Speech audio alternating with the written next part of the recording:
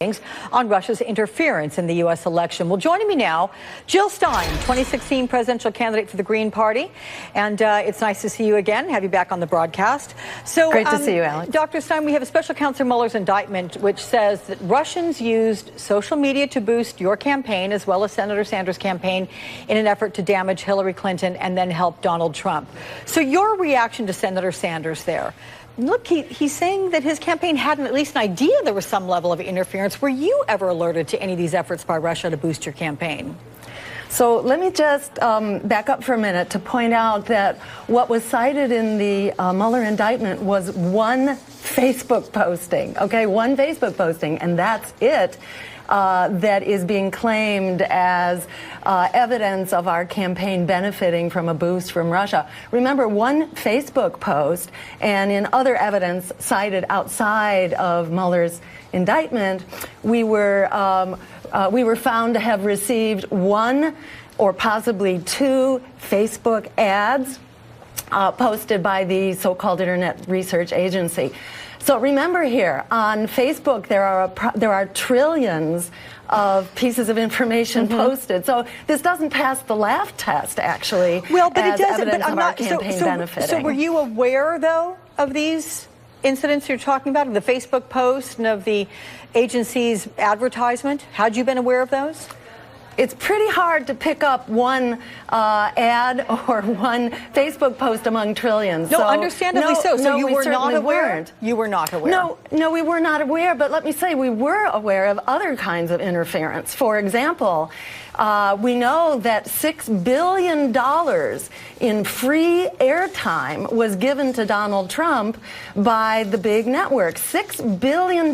This was twice as much as Hillary Clinton, about 4 times as much as Bernie Sanders, way more than the independent candidates. Is that not interference? No, listen, to have billions I spent do understand, but it's not Russian interference, and I will say, I'm proud to say that we actually had you on our broadcast several times. I had you on in person when we were there covering the Democratic National Convention. I understand, but that unfortunately isn't going to be the topic of this particular interview. What the CEO of CBS said was that for Donald Trump, he was damn good. That was the word he was damn good for the networks, even though he was not good for America. What the point I'm making here, Alex, is that we don't want to miss the forest here through the tree. Yes, there was Russian interference, but remember, there was very compelling interference going on by way of media, by way of the DNC. Right. Did the DNC not rig the primary? Well, look, I understand all of that. I do completely take your point, but it's not the point that we're going to have here. In terms of the indictment with Robert Mueller, that indictment came out and your name was mentioned in there. I do want to play a soundbite that you may have heard earlier. It was from our blast block. It's John Podesta, of course, from the Clinton campaign, and here's what he said today. Take a listen to this. They were pushing votes, just to give one example, to Jill Stein. Her vote in Michigan, in Pennsylvania, and Wisconsin was greater than the gap between Donald Trump and Hillary Clinton in those states. So you can't prove that it did affect the outcome, but it certainly seems likely that it had some impact. So, while we may never know precisely whether these efforts played a role in the outcome of the election, when we look at 3 of the states that Russia targeted, Michigan, Wisconsin, Pennsylvania being among those that they targeted, Pennsylvania as well, if I didn't say that, is it plausible that these Russian actors created enough influence that changed a few thousand votes here and there, and ultimately that could have altered the election? So let me say the assumption here is that the votes belong to Hillary Clinton and that that my votes were stolen from someone else. And I think that's an insult to American voters who really deserve to choose, who made it perfectly clear that they did not like. In fact, these were the most distrusted and disliked candidates in recorded history. So to try to excuse my votes as being stolen from Hillary is outrageous. But beyond that, we have data.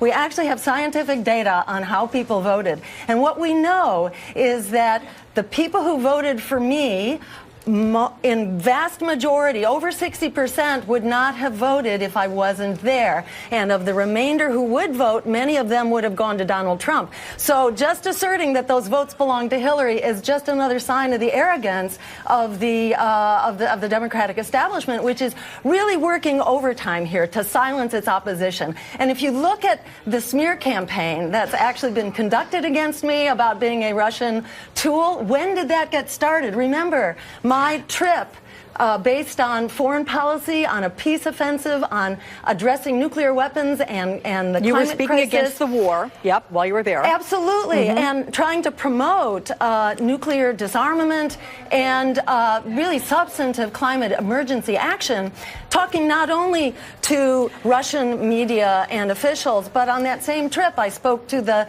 deputy lead negotiator for China at the climate talks. I spoke with Jeremy Corbyn, the head of the Labour Party in the UK. So these are really critical issues, and I'd say what's wrong with our elected officials that this is not on their agenda. Very important issues. We've discussed them before on this broadcast, but do you think, to your Doctor, credit, absolutely, that by being there, perhaps did your presence there maybe, you know, uptick their concept of interfering using you? Well, in fact, my presence there was not covered here in the United States whatsoever. So it wasn't until it became a scam, basically, a smear campaign against me. And it speaks volumes about when did that happen, because we were public. There were no backroom meetings going on here. This was all being announced in my press releases, on our website, in our emails. But they became aware of you. There was no secrets.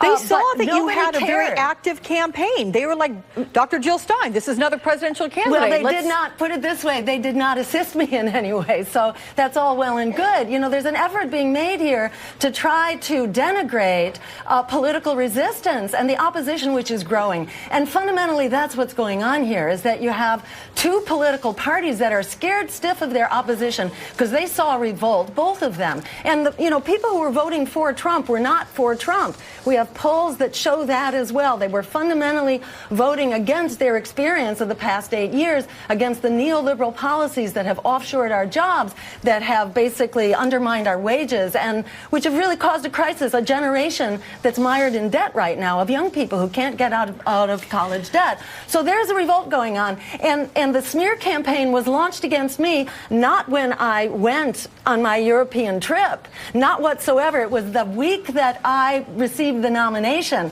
Then all of a sudden this smear campaign was launched with all of the coordination that we're accusing Russia of. You know, it goes on here as well. Look, Hillary Clinton also has her troll army to the tune of $6 million a year, in fact, is their budget. Look, so it's going on both sides of the fence here. That does not necessarily reflect an outside, a foreign entity coming and influencing this troll army you're referencing. But my final question to you is, do you concede anything, even a single vote, that maybe have come in your favor as a result of Russian influence?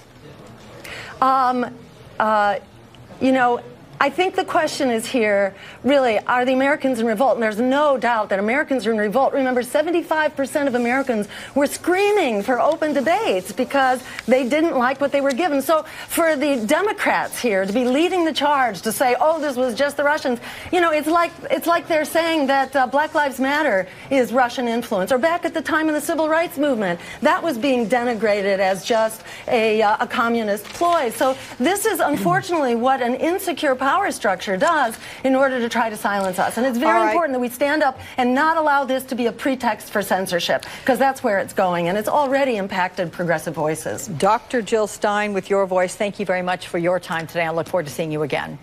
Great talking with you, Alex. Thank you so much. Coming up next is